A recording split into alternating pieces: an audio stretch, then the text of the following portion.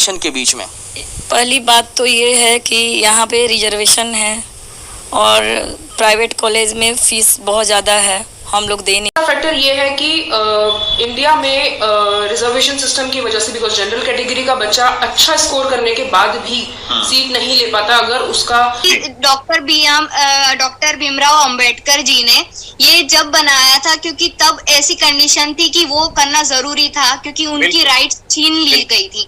But वो constitution को कुछ टाइम के लिए उन्होंने किया गया था, लाइक 23 इयर्स समथिंग, कि इसके बाद जब कंडीशन नॉर्मल होगी तो सब कुछ उन्हें अपनी राइट्स मिली जाएगी।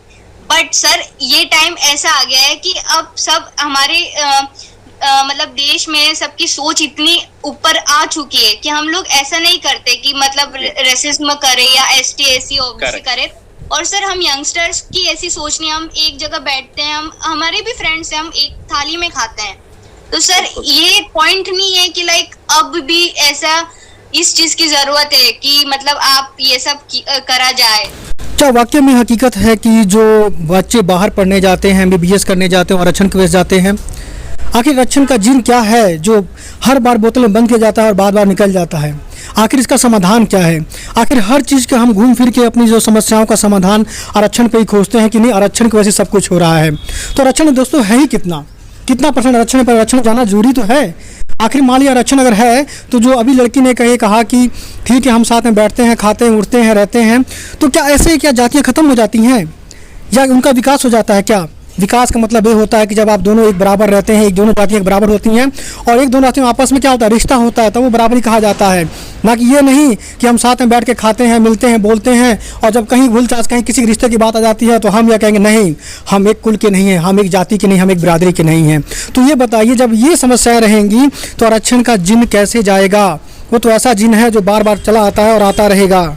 जो लोग आरक्षण का विरोध करते हैं वह लोग यह तस्वीर जरूर पेश करते हैं कि देखिए सरकार कैसे SC को थोड़ा ज़्यादा देती है, ST को उससे कम देती है, सबसे ज़्यादा कम OBC को देती है और जो बचा कुचा होता है वो जनरल के हिस्से में आता है।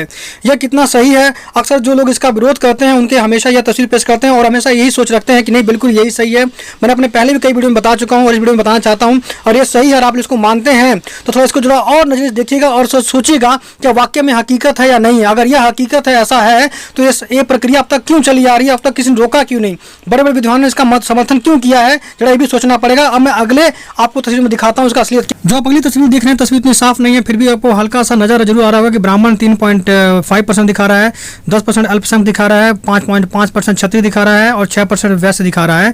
तो यानी ये जो चीज़ें मिला के आपको देख सकते हैं कि बहुत ही जो ब्राह्मण की और क्षत्रिय की और वैश्य की कितने प्रतिशत है, जहाँ आप कह सकते हैं कि 10 या 15% उससे ज़्यादा नहीं है, वर्तमान में इतने ही होंगे। परंतु आप देख रहे हैं जिनको कहा जाता है शूद्र, उनकी परसेंट कितना है? 75% है। इनकी परसेंट कितना है? 75% है और ये 15% क्या करते हैं, इन सब पे राज्य करते हैं और महिलाएं कितनी है? 40% है और जो अल्पसंख्यक है सिर्फ वो 10% है, जो सिख ईसाई मुस्लिम मिला के इन सब क्या है, ये सब 10% है। तो अगर आपको लगता है कि ये जो तस्वीर है झूठी है या सही नहीं है, उनको आपको लगता है कि जो जर्नल है जिनको अपर कास्ट कहा जाता है वो बहुत अधिक है, तो आप यकीन नहीं मानेंगे मेरा, क्योंकि लगता है आप लोग तो लगता होगा कि मैं उतना पढ़ा लिखा नहीं हूँ। परंतु अगर यूट्यूब का एक जो सब बहुत ही अच्छा एक रिस्पेक्टेड चैनल अगर आपको एजुकेशन की नॉलेज देगा कि वाकई में जो आरक्षण होता है किनको कितना मिलता है, कितना नहीं मिल पाता है, तब आप जरूर मानेंगे। तो थोड़ा वेट कीजिए, एक स्टडी IQ का है, थोड़ा सा मेरे पास एक लिंक में हल्का सा मैंने वीडियो को क्लिप लिया हुआ है, वो आपको मैं अभी दिखाता हूँ, तब आप कहिएगा, जानिएगा क्या वाकई में मैं जो कह रहा हूँ या तस्वीर के लिए सच है या झूठ है, आप तय कीजिएगा। तो देखिए आगे रिजर्वेशन मिलती है, द रेस्ट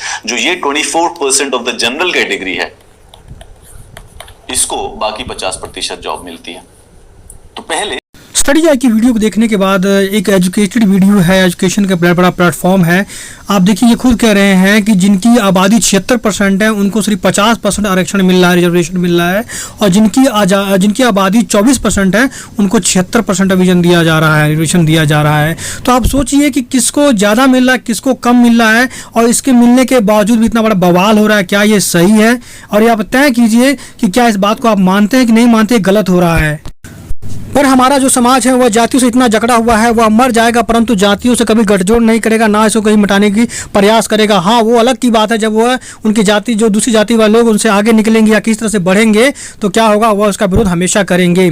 तो जैसे अम्बेडकर ने कहा था कि अगर आरक्षण छोड़ दीजिए, आरक्षण छोड़ने के बाद क्या कर दीजिए, जो होता है सेपरेट इलेक्टोरल दीजिए, यानी जो जिस जाति के लोग हों उसी जाति के लोग उसको वोट करेंगे और कोई नहीं करेगा। तो अब तभी तो इसके बाद समर्थन कर दीजिए, आरक्षण हटा दिया, आरक्षण की कोई जरूरत नहीं है। आप रोटी बेटी का रिश्ता ही मत कीजिए, उसकी भी जरूरत नहीं है। बस जो सेपरेट इलेक्ट्रॉन है उसकी आप व्यवस्था कर दीजिए। ना आरक्षण चाहिए, ना कि समाज में कोई अधिकार चाहिए, कुछ नहीं चाहिए। वो अपने आप अधिकार अपना ले लेंगे, अपना अपना सब कुछ कर लेंगे। क्योंकि दोस्तों यह जो जाति व्यवस्था से खत्म होने वाली नहीं है, क्योंकि ऊपर शुरू होती है और ऊपर के लोग कुछ करते नहीं। ऊपर लोग इस व्यवस्था को बनाए रखना चाहते हैं, तो नीचे वाले लोग क्या कर सकते हैं। तो ये व्यवस्था हमेशा बनी रहेगी और हमारे देश में जाति व्यवस्था हमेशा कायम रहेगी। आप चाहे मर जाएंगे, कुछ भी कर लेंगे, यह खत्म होने वाली नहीं है। उम्मीद है दोस्तों आपको वीडियो अच्छा लगा। अगर अच्छा लगा दोस्तों वीडियो को लाइक कीजिएगा और चैनल को सब्सक्राइब कीजिएगा और दोस्तों शेयर करना मत भूलिएगा। और जो साथ में बेल आइकन घंटी है उसको दोबारा दोस्तों मत भूलिएगा। आप देख रहे थे भारत से दोस्तों। जय हिंद।